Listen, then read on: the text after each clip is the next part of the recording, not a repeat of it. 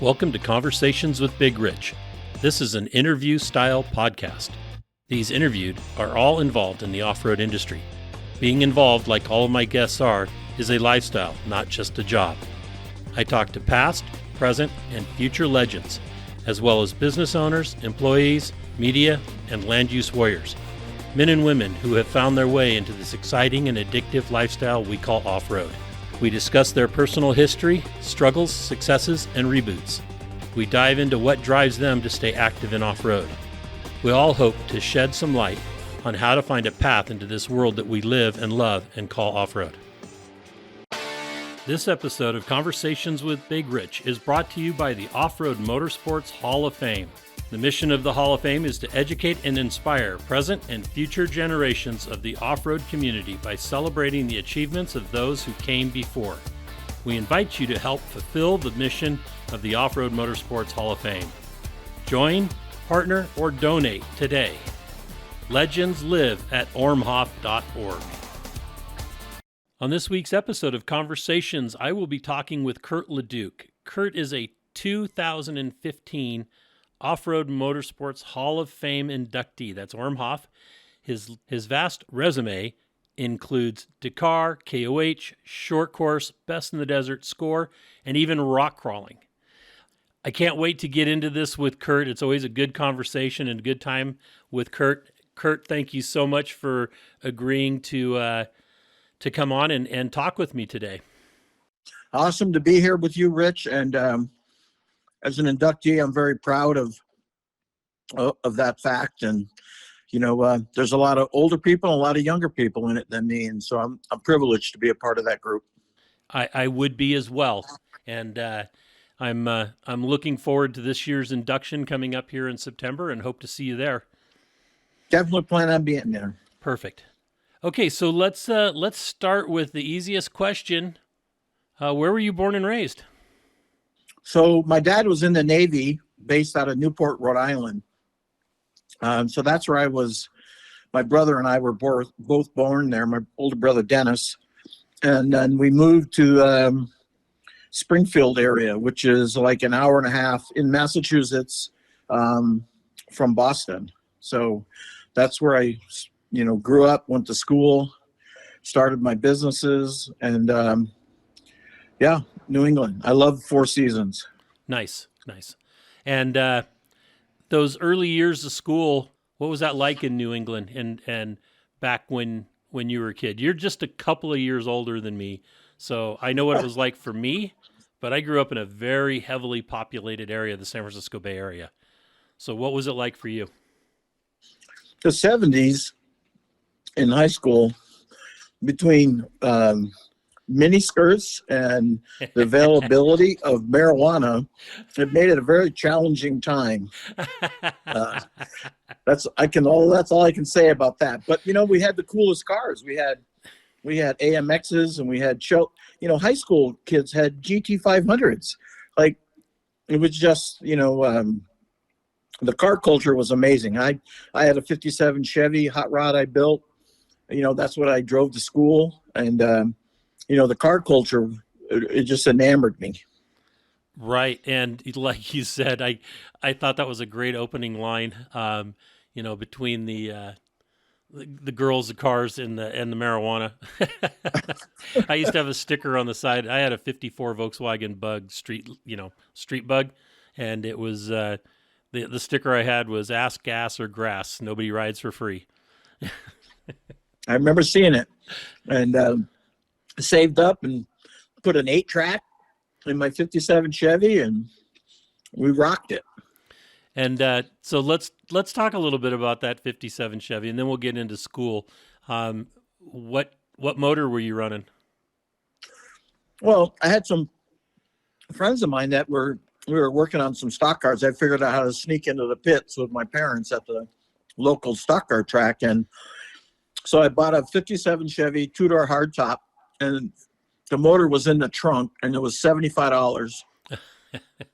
And I think I was 14, and I worked on it and fixed it and rebuilt the engine on a sheet of plywood in my dad's dirt floor garage. And it was just, it was just where I started. I just had no fear.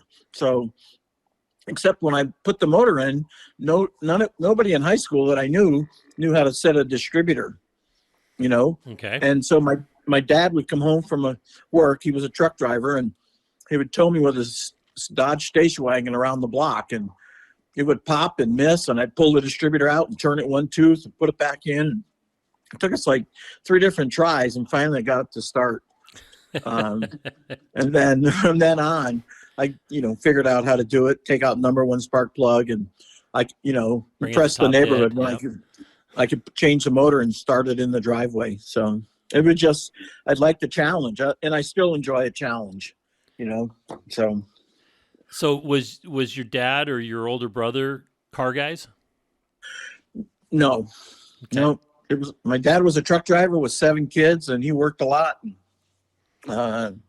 Yeah, I mean, I was free to start a paper route and, get jobs and make money and work on my cars. And it was just, a great time growing up. There was no, obviously no cell phones and no internet. So it was a great time for me. Yeah, we had wall phones and pay phones. Yeah, it's like I was working with Reed, who is Kyle's son, and we were doing some stuff on his iPad, and he said, "Papa, when you were growing up, did you have an iPad?" I said, "No." He's like, "Did you have a good life?" I was like, "Yeah, I had an Etch-a-Sketch." He's like, "What's that?" So for Christmas, I got him an Etch-a-Sketch. So, but that was it. That was our iPad, wasn't it? As close as we ever got. True.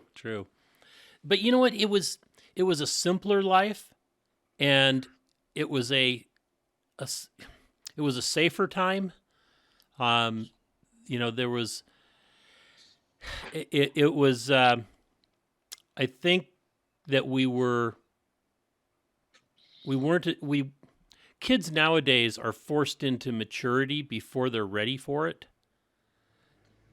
And by that, what I mean is everything that all the social and everything that the information that comes to them forces them to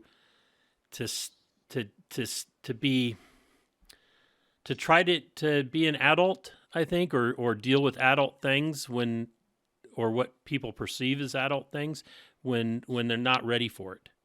Do you think there's any legitimacy to that? No. No? I think kids today are, handed a different world than us, different world than our parents, different world than our grandparents. Oh, absolutely. You know what I mean? And we've all learned to adapt. I mean, before cars, there was horses, so it didn't change anybody. I think there's still going to be people that are driven, and I still think there are going to be people that are not driven, and they're going to cruise through life. And luckily, I was never one of those guys. I got up every day like, I better get something done because I don't know how many days I have left. And I learned that at a young age. I don't know how it struck me, but it's stuck with me my whole career. So was there a teacher or somebody you might call like a mentor from those days that helped you with that kind of an idea, or was it just something that was innate?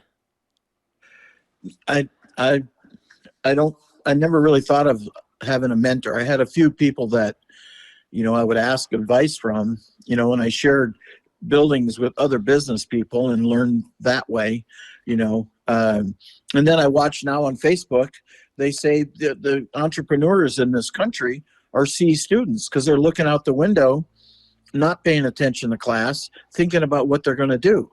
And I was a solid C+ student. So some of that makes sense to me now that they've studied it and, have data on it. But at the time, it was just, I did what I wanted to do, got out of school, made money, and never looked back. I've been an entrepreneur my whole life, and I continue to this day. So it teaches you all those survival skills. You're going to fail. I watch all these, motivational speakers, and it's stuff that I somehow picked up on my own. So You can't teach it. What I did, you can't teach. What I've done is impossible. If somebody said you're going to move from Massachusetts to California and build a car to win the Baja 1000, what are the odds? Right. In high school, did you even know what was there even a Baja 1000 yet? Yes. Okay. Well, in the 70s, the whole off-roading thing, the magazines would come 3 months later, and they would have stories about the Mint 400 and the Baja 1000. Right. And I never saw it on TV, but yeah, I read about it.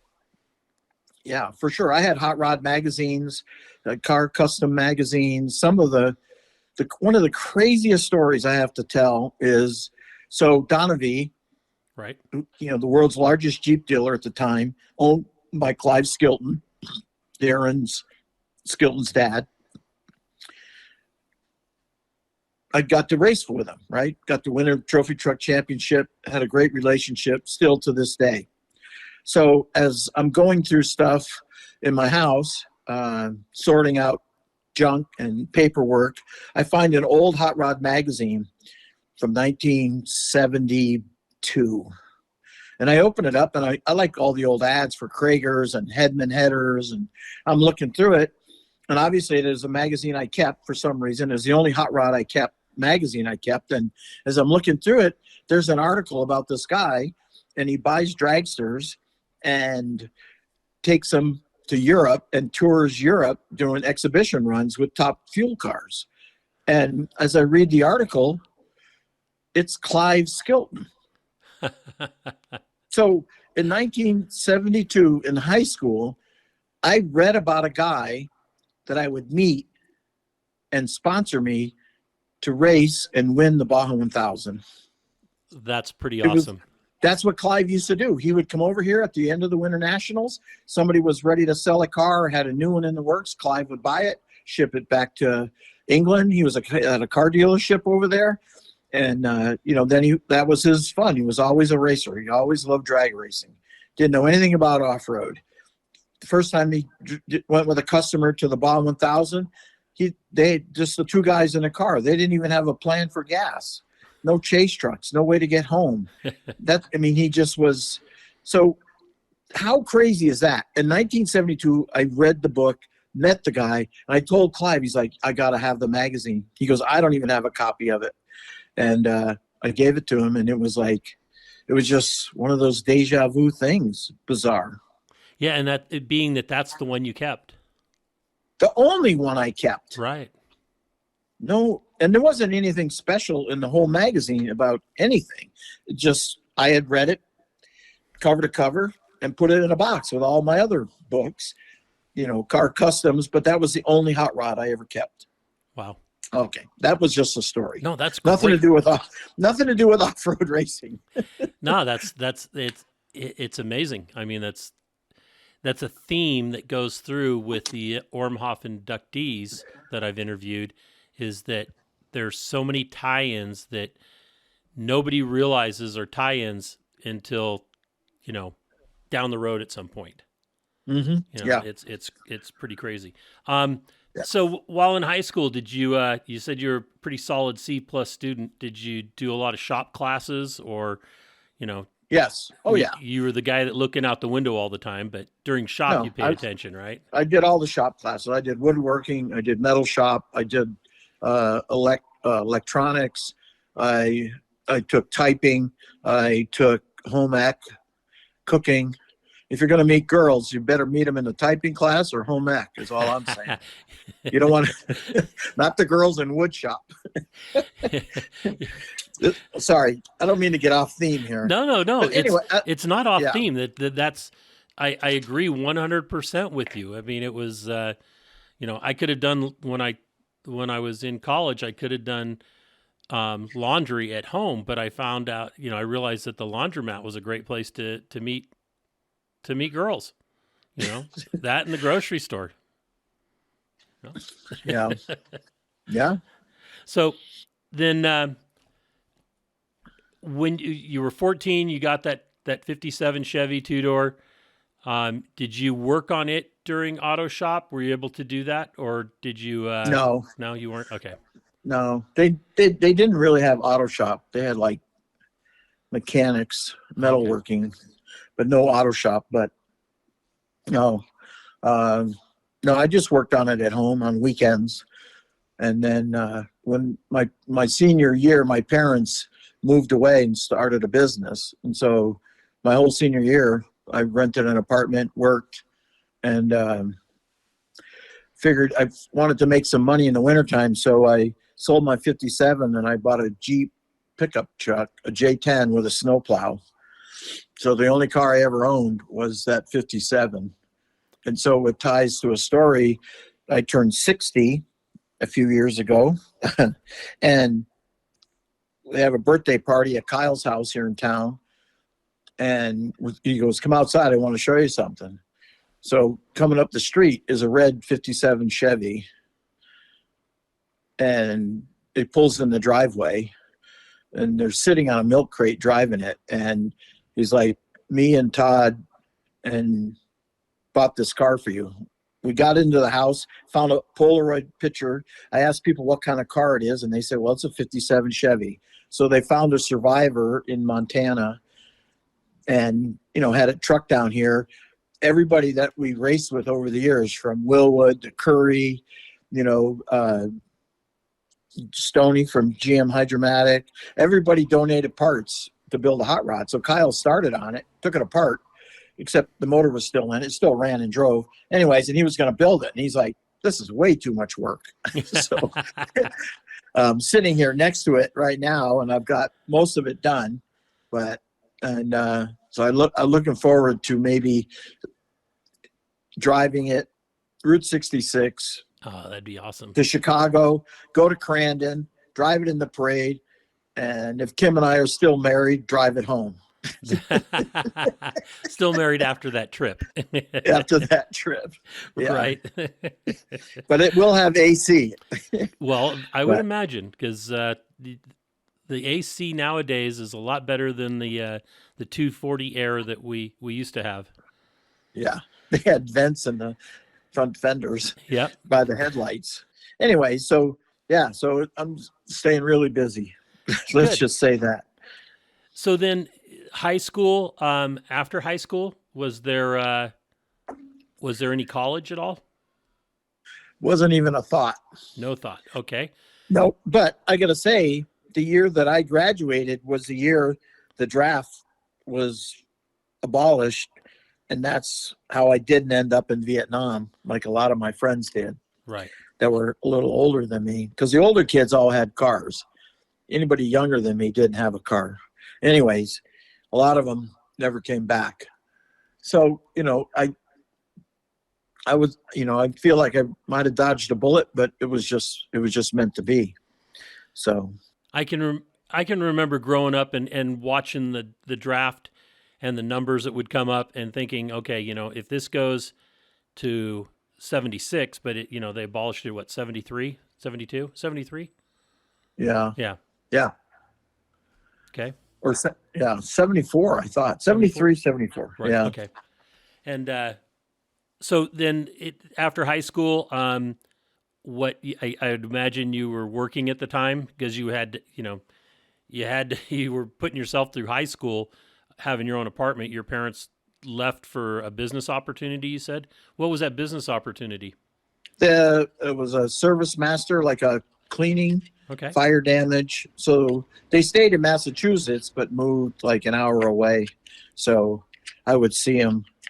But yeah, so I fabricated some go-karts with motorcycle engines on the back, with snowmobile engines. And I'd take my brothers and sisters and we'd go to a Kmart parking lots and set up some cones and shifter cart before. Yeah. Anyways, just built some crazy stuff. Worked at a steel mill, ran, you know, those big coils of steel you see on the semis. At 19 years old, I think, I was running the biggest slitter, which they called it, and I would take those big rolls and cut them down into narrow strips. Yeah. Wow. Just super dangerous, crazy. Second shift, made tons of money. And I just worked up from the loading dock to all these different machines. And in 6 months, I was running the biggest machine, the highest paid guy in it. Wow. Very It good. was crazy. It was crazy. But you were a go-getter. I just had no fear. It's like, I can run that. If somebody else can run it, I can learn how to run it. So, yeah, everything had to be mic'd, and yeah. And so I was like, okay, conquered that. Now what? So then I had a tubing bender and a Lincoln buzz box, and the whole Jeep thing was taken off, racing against the clocks back in New England.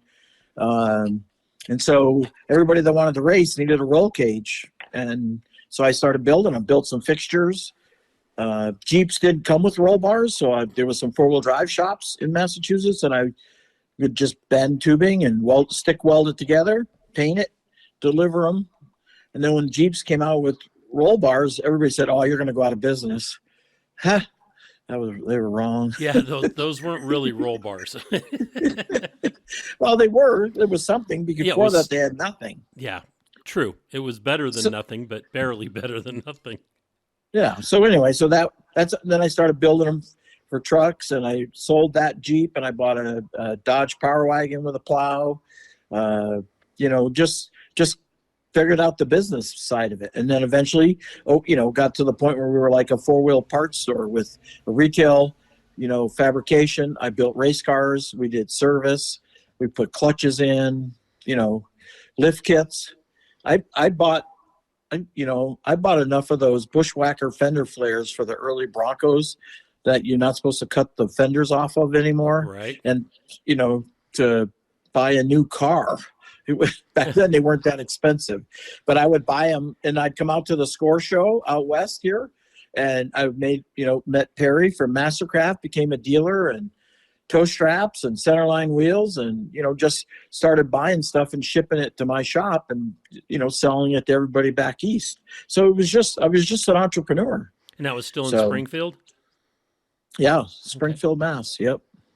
Awesome. And how long did you stay there and run that business? By the time I was 30, I was done with retail. I don't know. Some of my customers, I built a lot of stuff, and they had a sticker on their car or whatever, but none of them are really that good. So everybody wanted $2,500 for a CJ, but I bought an old Commando for $500 with the V6 in it, and built an obstacle course runner. I went to the sand drags, got my butt kicked, went to the hill climb, got my butt kicked. And then, when it was an obstacle course against the clock, I beat every car there. And I'd go to Pennsylvania and Ohio and New York and Connecticut, wherever I went. Like, there was a bounty on my head, like kind of like what Kyle did, And anyway, so it was just, and then I would have a display with my kids and, roll bars and cage kits, and I'd sign up dealers, and grew my business and went to Canada, Florida, Carolinas. Just, it was like I could win races, and built, a couple of different race cars. One of them I still have, the second car I built for myself. But anyway, so it was just a learning, raise a family. If we needed a new washing machine at home, I'd go win a race and bring home a check. It was that simple. So your first marriage, when you you say it all happened during that time when you were still in Mass and racing. How old were you when you got married? I got married, I don't know, 20. Okay. Probably 20, 21. I don't remember. All right. A long time ago. Yeah. But she was very supportive, Nancy, and we got some great kids, and can't change the past. So, but right. Back in then, I would leave my shop. I would drive 1,000 miles to Crandon with my open trailer with my Jeep on the back, race Crandon, win, drive 2,000 miles to Riverside, race, win, and then drive home 3,000 miles. No cell phones, no credit cards, no AAA, just deal with whatever came up. And, people, here's the deal. So you're going to ask me, it's like, I'll say I had no fear. So we were up in Moab with Skyjacker on a trail, and I was trying to climb this thing, and the Jeep started to bounce, and there was some guys in there, distributors, and we're talking about racing and stories. So finally we get off this hill, and I break the rear drive shaft, and I'm driving in the front end, and we get off the mountain. You've been to Moab many times. Oh, yeah. Anyways, and the guy says, "What scares you?" And I had to think about it. And on the way back into town, I said, "You know what? The only thing that scares me is failure. I don't want to fail as a dad, as a husband, as a businessman, as a brand ambassador, as a racer. Like, that's what I'm afraid of, is failing. And so I will do anything in my power to not fail." And so if there's a credo from me, that's it. Failure's not an option. Right. It's an option, but it's just like, that's what drove me. And I never thought about it until he asked me at that moment. We could have flipped it over. It had a cage in it. I didn't care. It wasn't my Jeep. Skyjacker would have been upset, but it was just like, okay. So whether you're driving a trophy truck at 135 miles an hour at night, and you're out driving your lights, but you know the road, and your co-driver is telling you to check up, I just don't want to fail. I don't want to fail. So that's good. I mean, that's an important aspect in a racer. I think it's a theme you can get from almost anybody in this sport. True. Whether it's Parnelli Jones or a rock, Brad Lovell just got inducted, a rock guy, Shannon Campbell. Yep. They don't want to fail. They'll build equipment. They'll find the money. They'll spend the money. They don't want to fail. They've chosen a path, and they don't want to fail.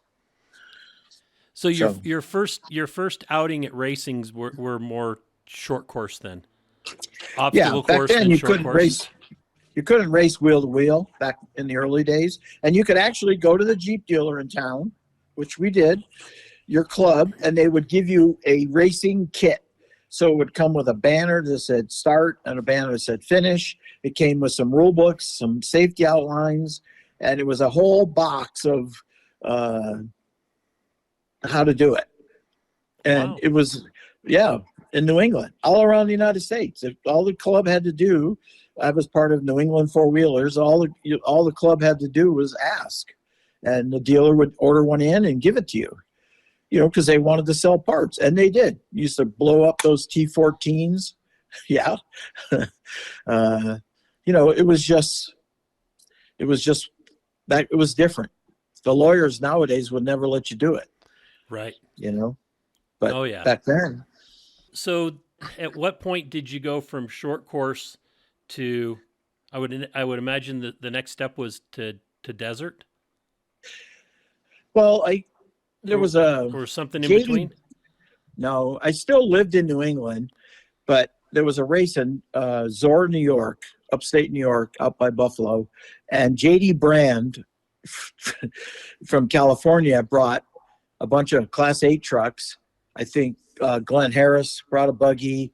Anyways, and they had a score race back there, a short course race, natural elevation changes. And anyways, and I brought my Jeep, which was all independent. I call it my first Pro 4, and made all the magazines. Would have been 1979. Anyways, Walker won the Class 8. I won the four-wheel drive Jeep class, or four-wheel drive class. And so that's where I met Walker. And all the guys from J.D. Brand and Brad Roydhouse and, Sal, I have a picture with him and from that day. And anyways, I said, I want to come out, race out west. And Walker's like, well, you should probably go to the Mint. That'll be the easiest. So I went home, sold a car, built a V8 car to go race the Mint and short course. And went out to the Mint 400 and towed it out with my pickup and an open trailer, stayed in a campground. I didn't have money for a hotel. And it was just like, let's go race the Mint. That year, I think 501 cars started the Mint 400. Wow. We only made 2 laps, and on the 3rd lap, the car wouldn't start. We were done. It was late, but it was a great learning experience. But Walker invited me. I worked out of his pit at the Speedway there, the old road course. Anyways, he said, hey, the 1000's coming up. It's going to La Paz. We could use some people if you want to come out. He's like, you buy a plane ticket and we'll take you down and back. I said, okay. So that's what we did. Came out in November. Walker didn't make it. I went down to La Purísima.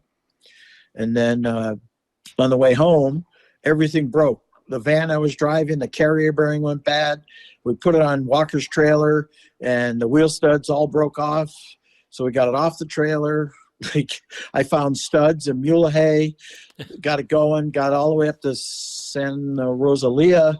The water pump started leaking, so we took the water pump off on the side of the road, went into Santa Rosalia, bought a water pump, and fixed everything, got everybody home. And from that day forward, Walker always invited me out to the 1000, and it was only every 3 years. But anyways, at the second time he won, and I got to go to La Paz, and he said, hey, we're going to go to this place for 3 or 4 days and hang out if you want to go. I'm like, all right, what's it called? He's like, Cabo. Okay. So we went there. He won. The team was all there. And one night at dinner, Dick Landfield was with Walker and was saying, I'm looking for fabricators. You want to come out and work for us? And I'm like, I'm ready. I said, let me call my wife. And so Landfield was going to build the stadium cars for the Unsers, for the Jeep, for Chrysler. And so I called my wife and I said, hey, from one of those phones in Mexico, you call collect, you put a coin in. Remember those ripoffs, $30 phone calls? Yep. Anyway, so I go, hey, there's 2 ways I'm going to do this. Like, I can come out here and, get an apartment for 6 months and then see if I like it. My brother worked in my shop. My mom did the accounting. And I said, or just start putting stuff in boxes. We'll just move. And when I got home from Cabo that trip, everything in my house was in a box. She was ready to leave. She was ready. We had talked about it. She was ready. 3 kids. I, rented the biggest Ryder truck I could get. I built a car trailer in the shop out of stuff I had there already and loaded my little shop Ford Ranger on the trailer and headed west. And I never sold anything. Eventually I sold the business but never the property. I just thought if it doesn't work, I told Nancy at the time, I said, if it doesn't work out, if I don't have a factory ride in 5 years, we're going to Australia. Oh, she's like, okay. Excellent.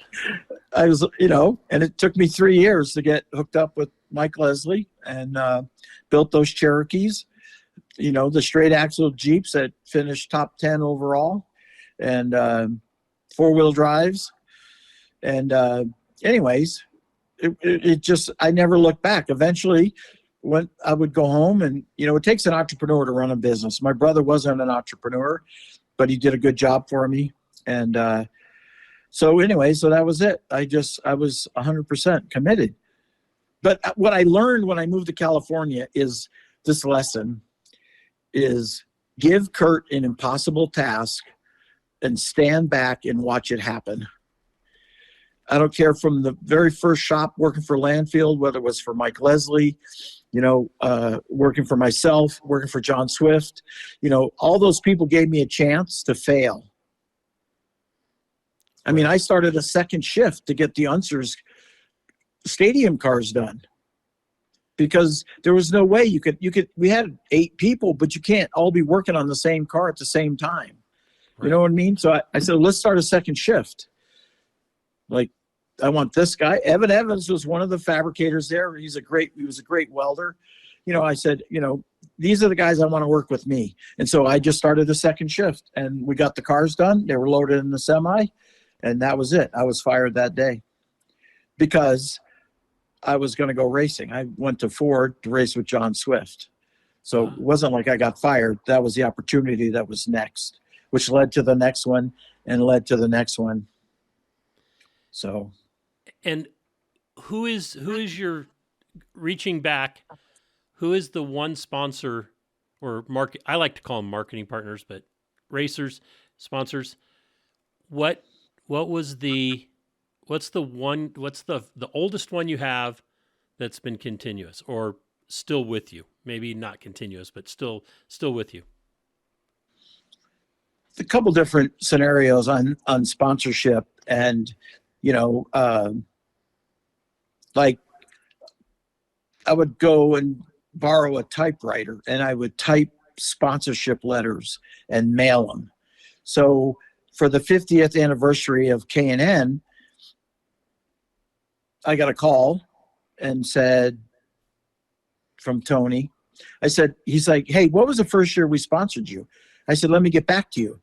So I have 2 folders with all the letters that I sent out to people, all the rejections and all the positive responses.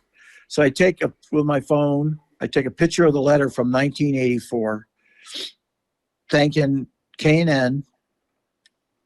Tom from K&N sent me a letter, typed back by hand, thanking me for a great season and looking forward to building this relationship. And so Tony Yorkman walks into his boss's office, prints the picture, and says, this is why he's still our brand ambassador. When we started sponsoring him, we had 3 employees. Wow. Like he helped build this brand that your investors bought into. So to me, it was same thing. It's like, how do those things line up? My first contract with Ford I have letters from Lee Morris from 1984. So, 10 years after graduating from high school, I was chipping away at building relationships. And, one tire deal led to the next tire deal, to the next wheel deal. Once I moved to California, I had no backup plan. Like if you want to be an actor in Hollywood, you can't be a plumber and then go for a few auditions. You got to be 100% committed. And that's what I was. When I moved out west, it was like do or die. Like, we're going to make this work. I'm not going to go, work for somebody else or be a machinist, or I was just going to make it work. And was able to pull it off. Just crazy. So the first time you raced Baja, because the first time you went down with Walker, you weren't racing, you were part of the crew? Yeah, I was just a chase guy. Okay. And what was the first ride that you raced in Baja? That would have been with John Swift. Okay. So John Swift, I built him a 7 4x4 and with a V6. So that would have been our first foray into Baja, to go down and pre-run. I took my little shop 2-wheel drive Ford Ranger and I converted it with some parts that Ford let me have, some used stuff from the race car, and I was able to build it into a fully caged pre-runner 4-wheel drive.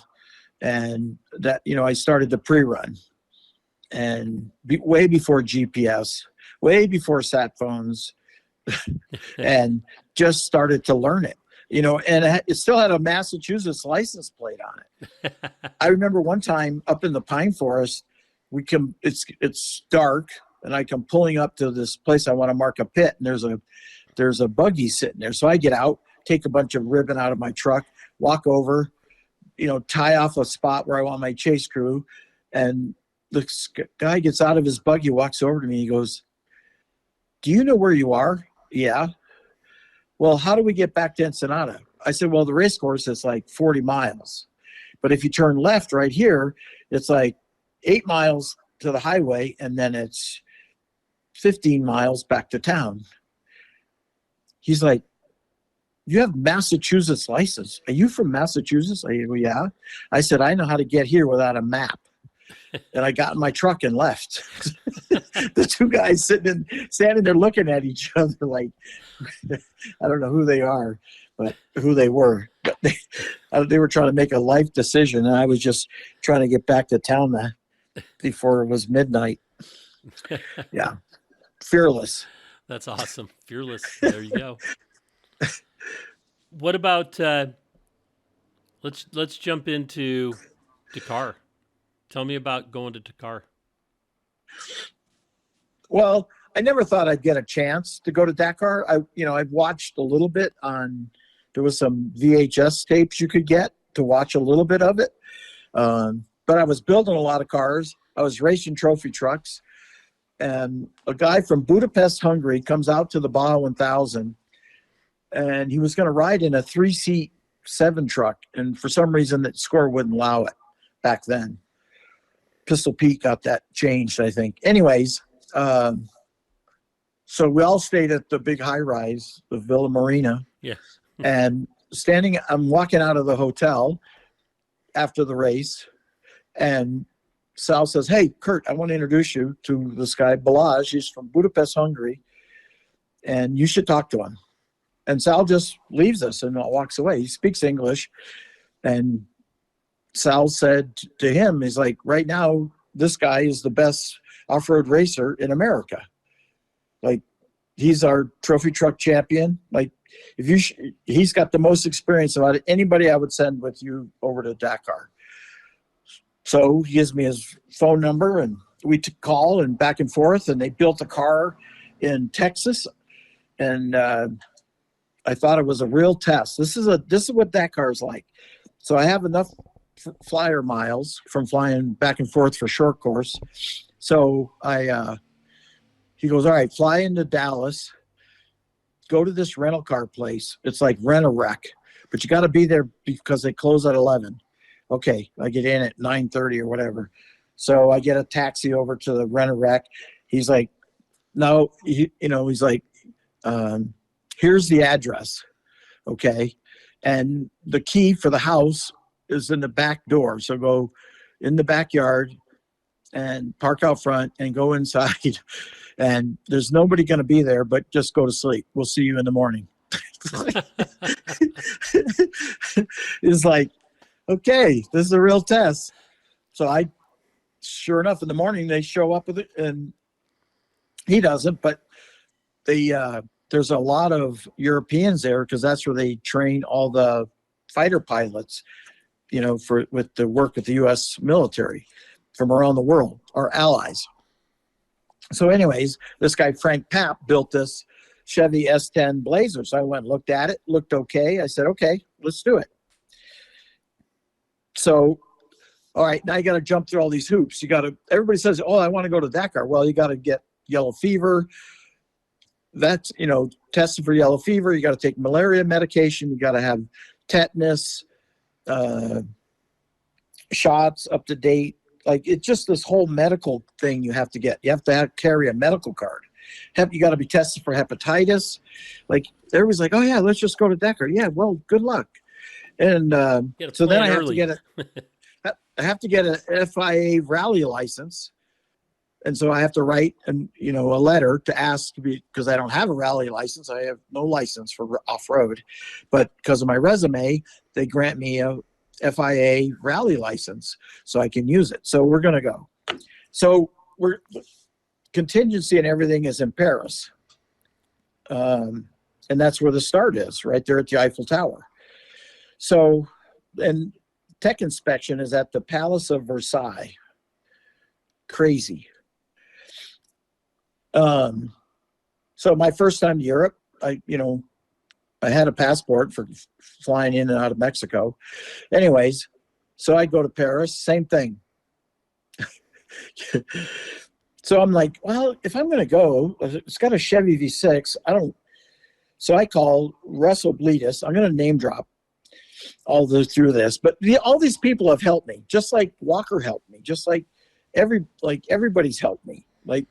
So I said, yeah, what do you got for a Chevy V6? And I tell him what I'm doing, and he goes, "I'll send you some parts. I got some motor stuff here. I'll just take some off something and send you. So this box shows up and it's like a plastic intake manifold and a bunch of sensors and oxygen sensor, just electronic stuff that could fail.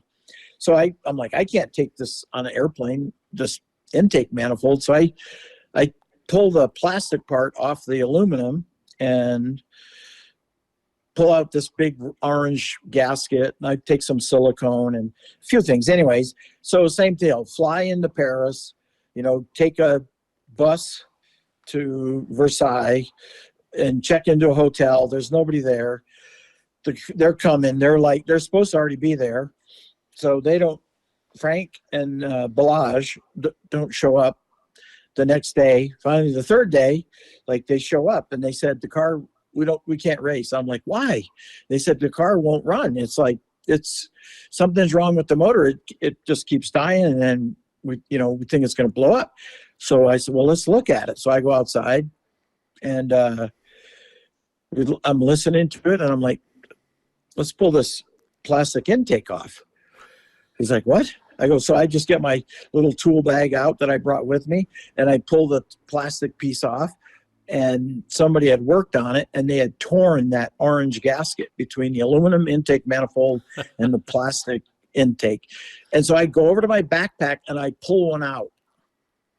And they look at me like how does this happen? We bolt it together, drive it around, perfect. The next morning we go for inspection, run the gauntlet, and he said, I want you to teach me how to race. He says, we'll drive every other day. I'll drive one day, you drive the next. We'd have to switch, perfect. So we go and we qualify, and we're driving across Europe. It's all good. It's a V6, stock V6. Anyways, we put it on a ferry, get to Morocco, go through Morocco, and they have to mine sweep the road through the border from Morocco to Mauritania. And there's a bunch of cars stuck the first day in the dunes. And there's a lot of mountains, the Atlas Mountains, just like Baja, the same latitude.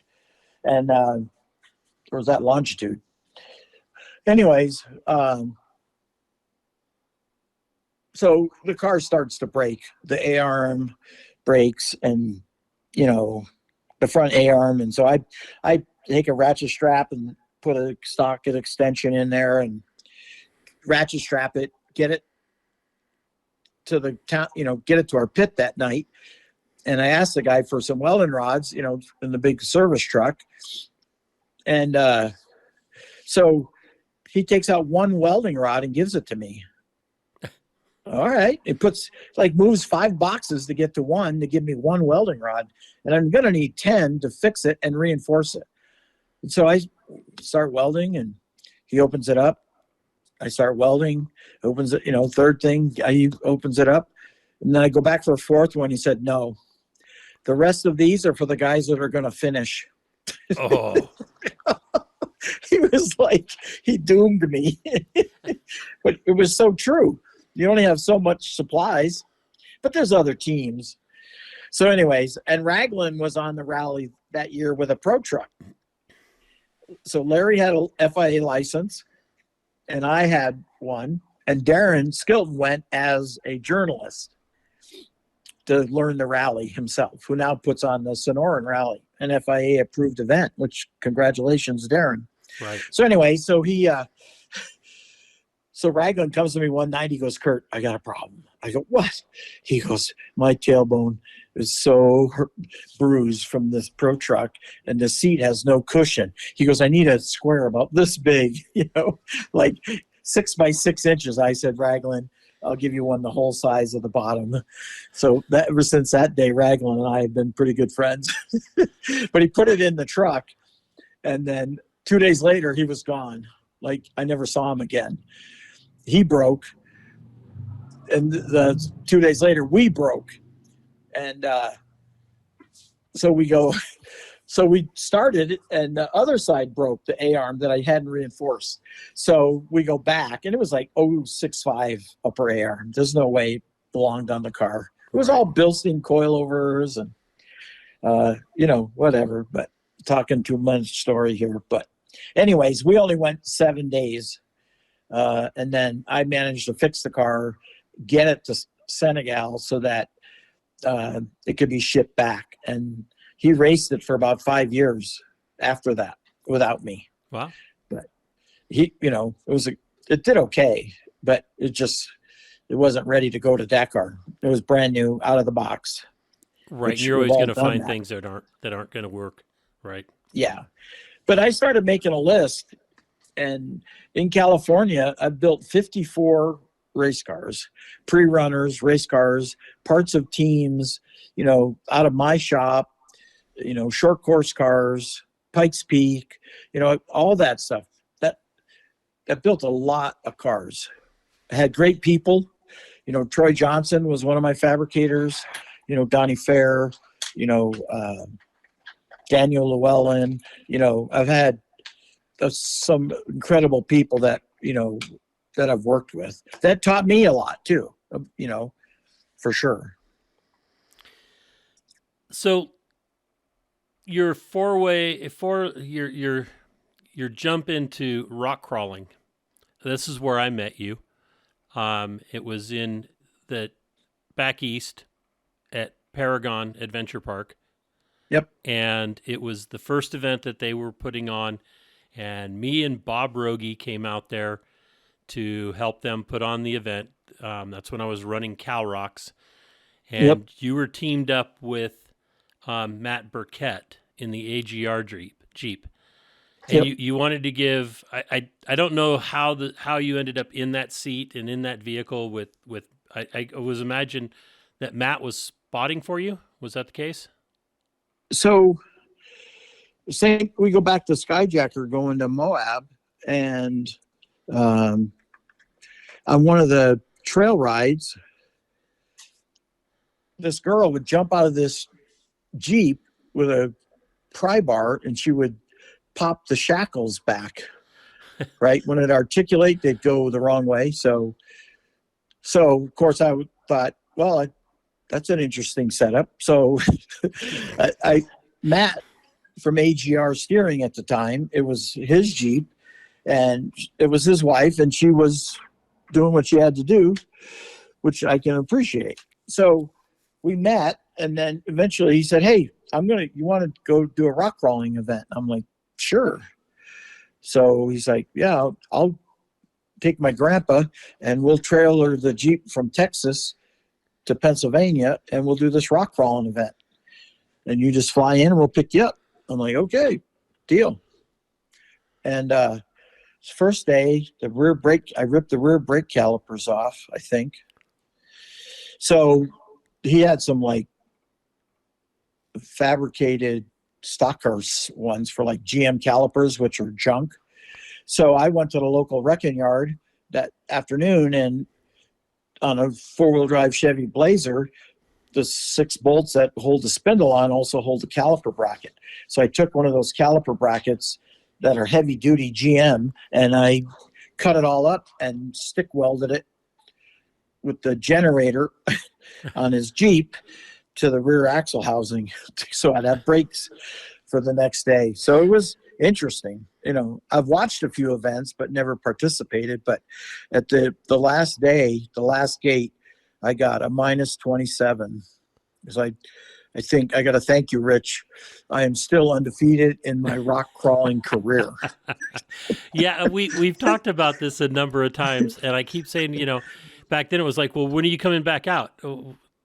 Why? I know you had a Campbell chassis there for a while, and yes, you never built it because you were 1-0.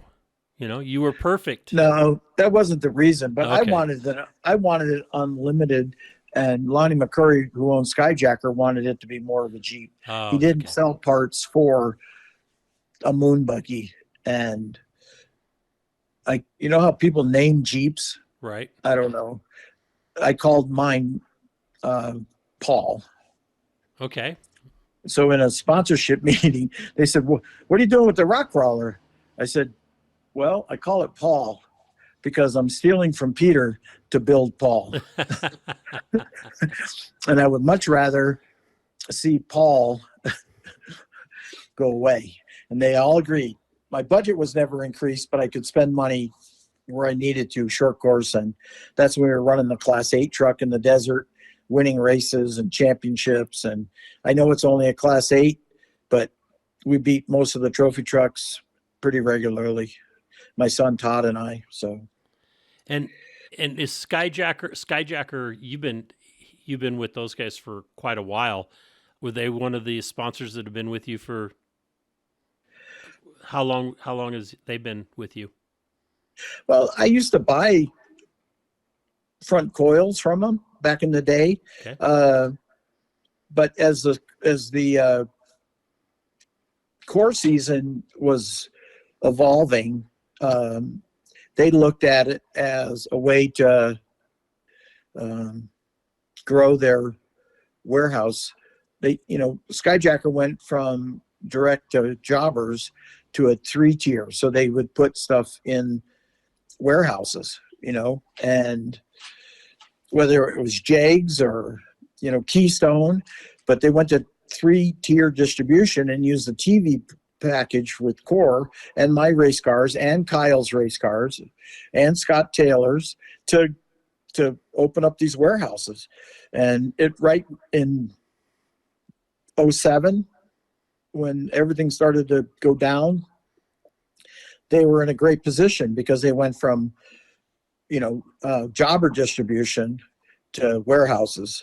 And so it allowed them to survive. It's almost like they had a crystal ball. And so we had a great relationship because I came from the same areas as Lonnie McCurry, understanding the Jeeps and the brackets and what customers wanted. Like, we just had a good understanding. And same thing. I had some frequent flyer miles. They said, we're interested in the sport. Could you send us a proposal? And I said, I'd rather get on an airplane and go, we don't want to pay for an airplane. I'm like, well, I'll fly for free. Like, I have frequent flyer miles from the season. So let's just set up a meeting. They said, okay, somebody will pick you up at the airport. I get to the airport. Somebody picks me up in a Chevy pickup truck. We drive around.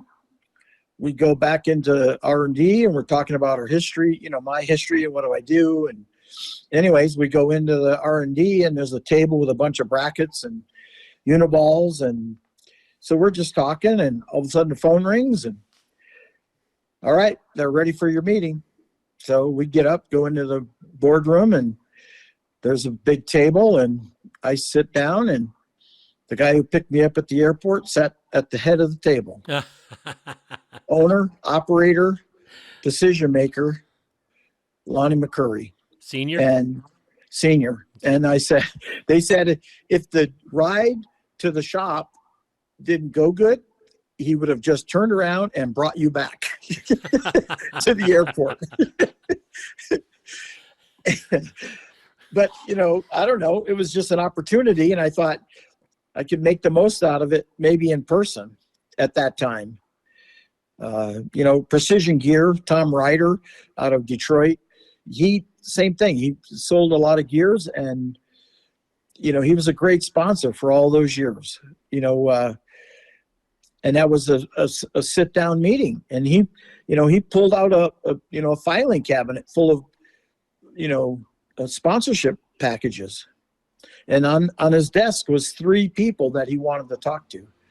And one of it was because, number one, I never had an agent who gets his 20%. Number two, if he gave me money, I was going to spend it racing. I didn't have a boat. I didn't have a river house. I didn't have a beach house. I didn't have a ski lodge. He knew I wanted to go win the Borg Warner Cup. He knew I wanted to go win the Baja 1000. And Vegas to Reno is going on right now. And, first time I entered it, led it from downtown Vegas all the way out to Sloan, led it all the way to win it overall the very first time I entered. Wow. So, with Precision Gear and Tom Ryder on the race car, and he sold a lot of gears. So long relationships we built over time. Everybody's looking for $500,000, and that's a real number. That's what it takes to do anything. But people don't say yes to the $5,000 deal. or the $1,000 deal. I got to tell you, so many things that happened for me. If I had people that were interested and they were talking with other people, first thing I would say in a meeting was, I'll do a deal with you guys for absolutely no money. I want to leave here with your consent to be on my race car. And we'll figure the rest out if I can deliver. And it just takes the shield down. It drops the shield. And so now they want to listen. Well, then they go, well, we want you to do these displays, and, we want to do this event, and okay, so we'll give you some money for that. But it all stops because the shields went down. And, they're going to give me an opportunity to fail, but I don't like to fail. Right. And you can't say that in a meeting because you can't. So anyways, so it builds that relationship, that little deal, like free ball joints for a Ford twin traction beam led to my Napa deal for precision ball joints over time. It just started as a simple product and did some R&D for them, won some races, led to a contract, led to a great run with Dana Corporation. So just over deliver. I always say to people, over deliver. Easy to say, hard to do. True. And the other thing is stick to your word. Yes. And so same thing. When I started with my boys racing, they had to go to every sponsorship meeting, whether it was a tire company, a light company, whatever, because I wanted them to hear what the people wanted. I didn't want to be just dad saying, hey, we got to, they're going to open up a Valvoline oil change center here in Irvine. We have to go there on Saturday. Like there was no argument. It was just like, okay. And I knew to teach them that part of the trade. I mean, I taught them how to weld. I taught them how to use a tubing bender, how to set up gears. That was all skills. And, there were some guys in the shop that took them to the next level as far as welding, the TIG welding and the prep work, and drilling bolts for safety wire. They learned every piece of it. So when you talk about somebody who worked in the mailroom and worked his way up to president of the corporation, he's always going to do a better job than somebody that didn't. So I always felt that way. And I got a lot of grief about it over time. But now as my kids are older, they all understand why I did things, and they're in a good place because of it. Yep, absolutely. So let's talk about something I know that you really like, and that's the swap meet. How did that come about? I don't really like the swap meet, but it's part of my legacy. Okay. And it didn't start that way. How it started was, we just had a shop phone back then, right? Yeah. Everybody had a shop phone. And people would call me, hey, you got any old seats, or you got any old tires, you got any old wheels, not racers, but just regular people. My phone number was in the phone book, just like we all were. California Pre-Fund was my company. So I thought, well, when growing up as a kid in New England, there was always swap meets at the local stock car tracks in the spring or in the fall, whatever. So I would always go and buy stuff, tools, parts, whatever. But so I go to Donovan, who had the, dealership. He had just expanded to a second dealership in Placentia, which was the main Kia store. Anyways, I said, hey, I want to put on a swap meet. You don't need all these. You got a lot of extra space right now. I said, he's like, well, let me think about it. So he calls me back. He says, well, I'd have to pay somebody to move all the cars over. And if somebody hits one, and then he says, because there's going to be all these oily parts, we're going to have to pressure wash the parking lot.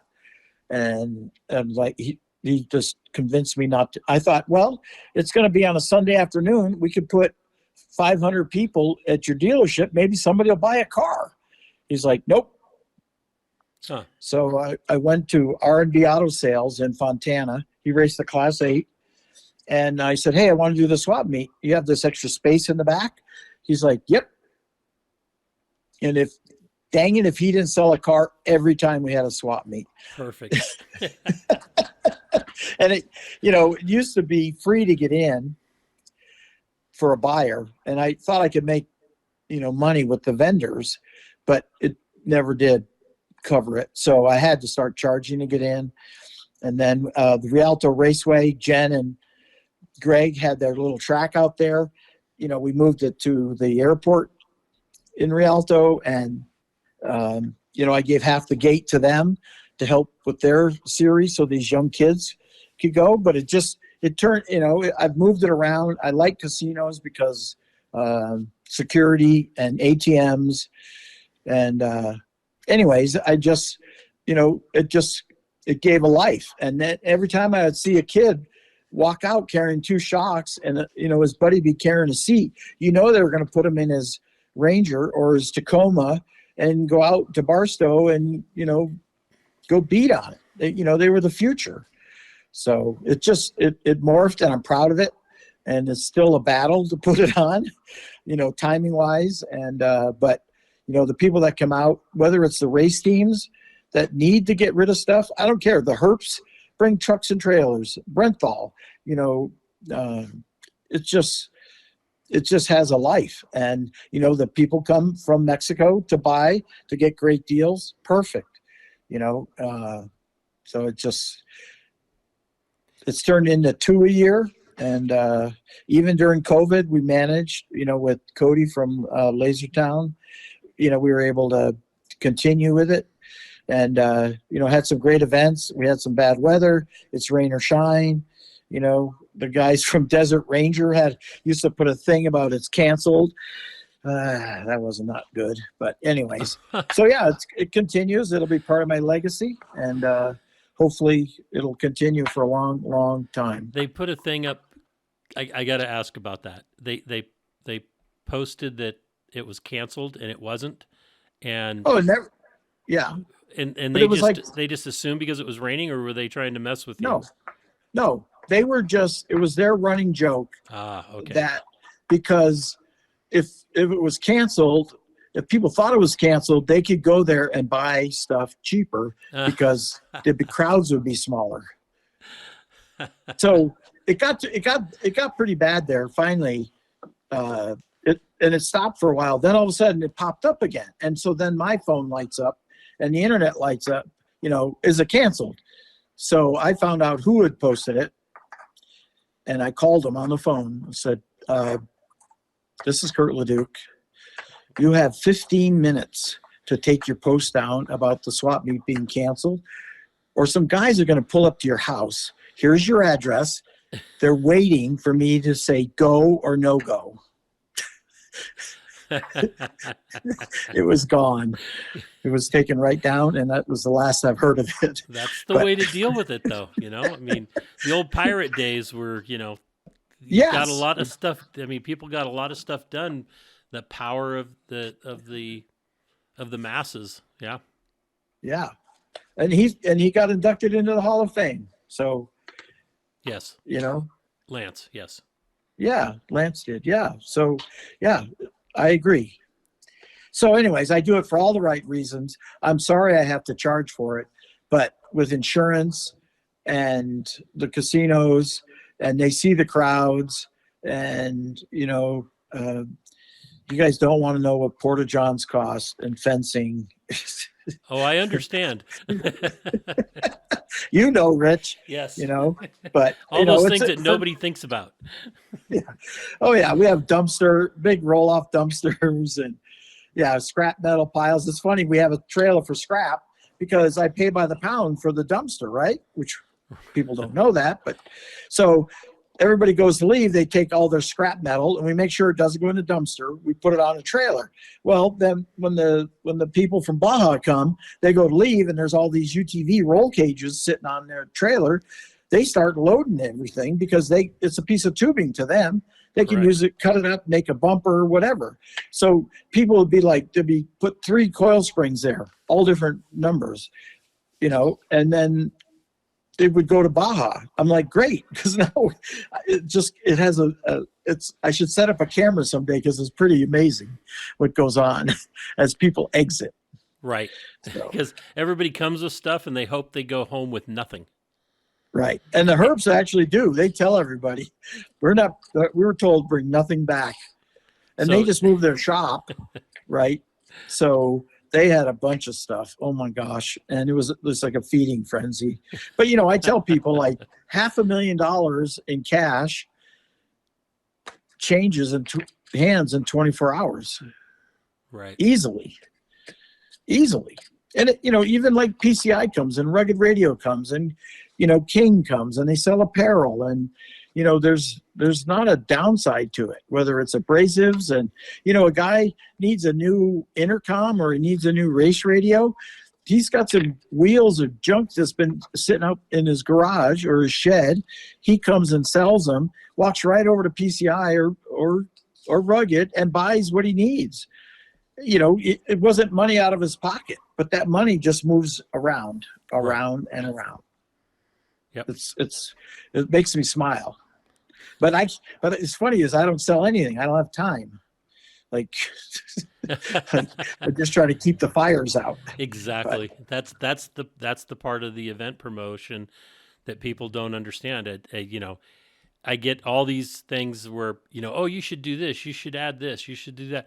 My son who puts on Trail Hero event, anybody comes up to him now and says, you should do this and add this to your event. And he goes, great idea. I will give you the opportunity to run with it. All you need to do is this, this, and this, and let's do it. But he turns it right back on them so that he doesn't have another thing on his plate. He just has to provide the space for it. So it works out well. Huh. Wow. So let's talk about your Baja Legends tours. So, Baja Legends tours started because, I got to go on Cameron's Trail of Missions trip with Ray Curry and Casey Curry. And, I realized there's a need for something like that. Not on his scale, not a TV show. This is before UTVs got popular. And so I said, I'm going to do these little 4-day trips. And I was up in Moab and I started working on it. And I gave a copy to your wife, who immediately corrected all my spelling.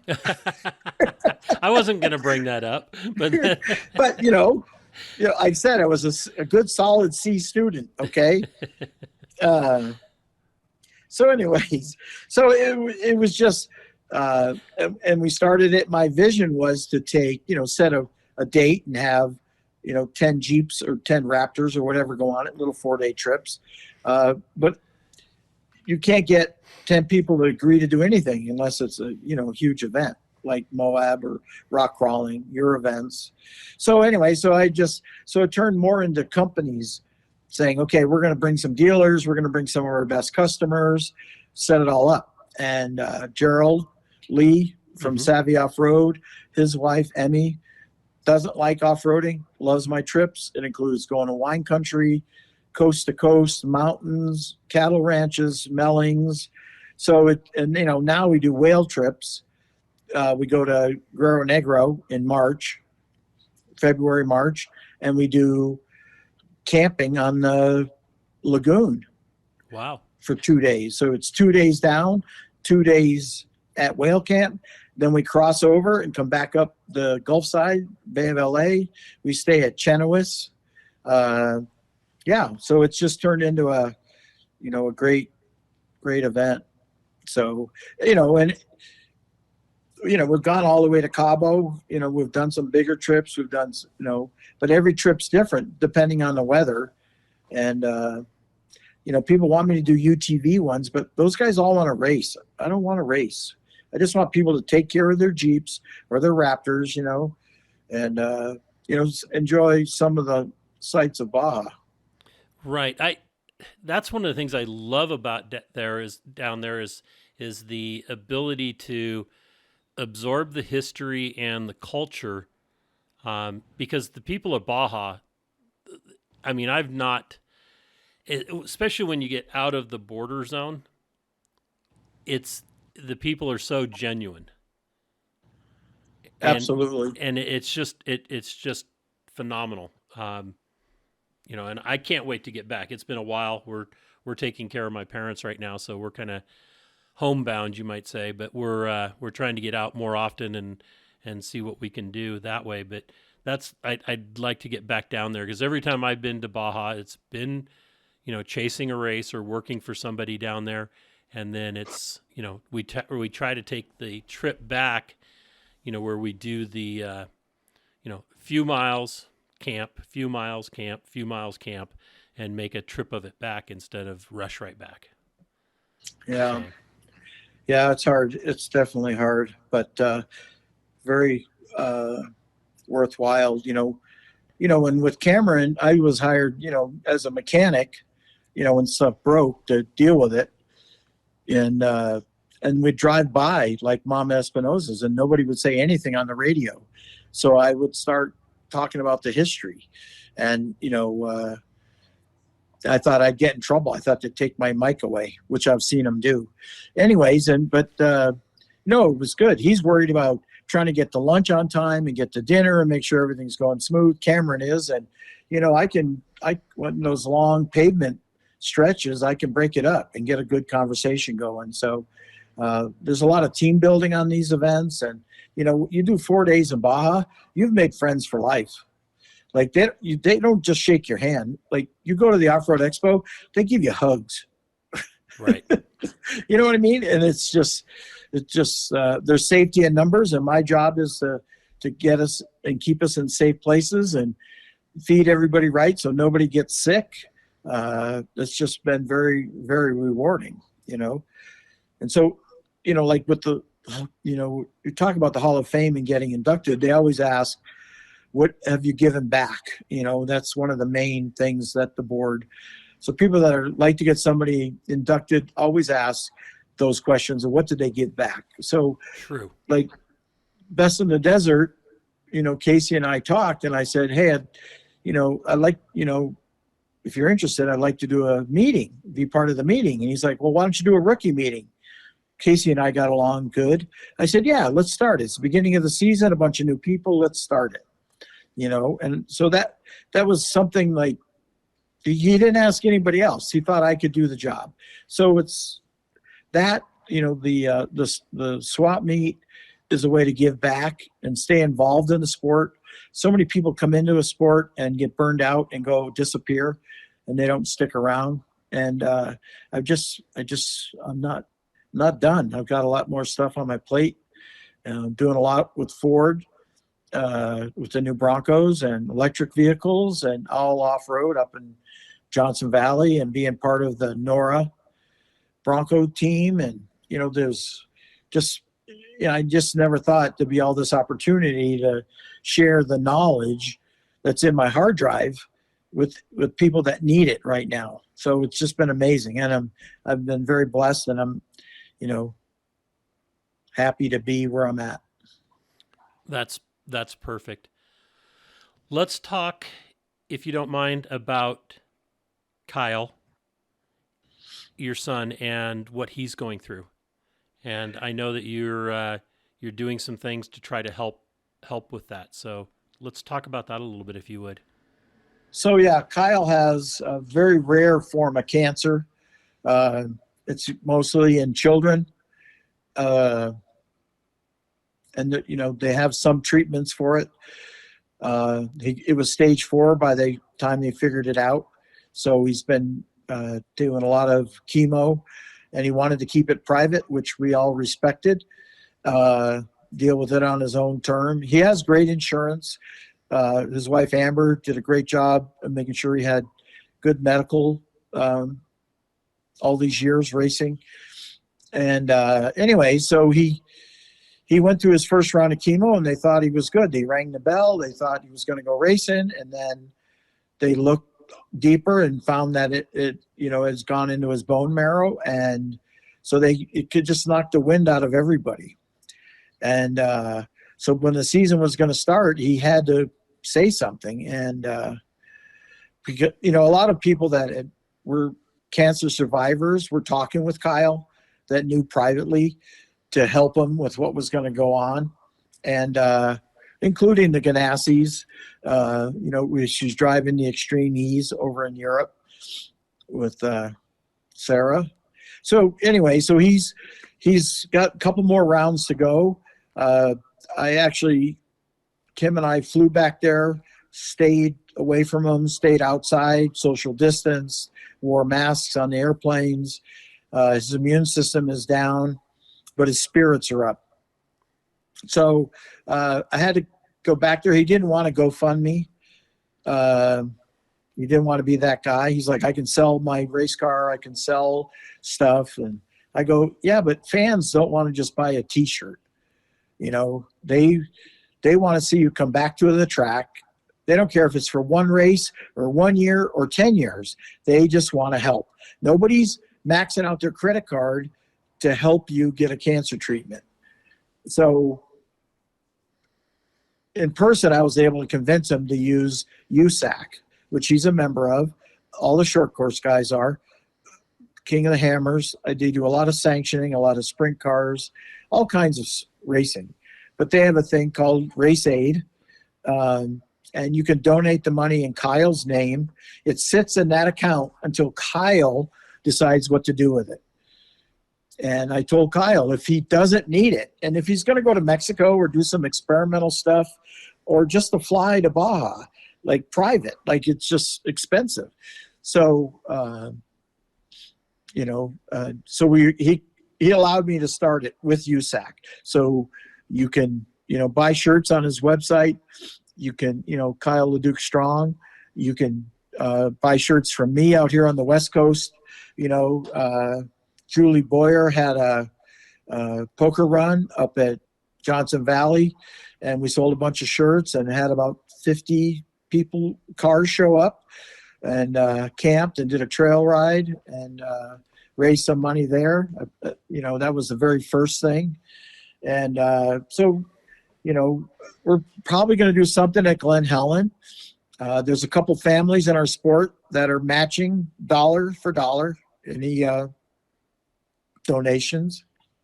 So that part's been really amazing, and it opened Kyle's eyes, and I think it's helping him deal with stuff. So he's posting more.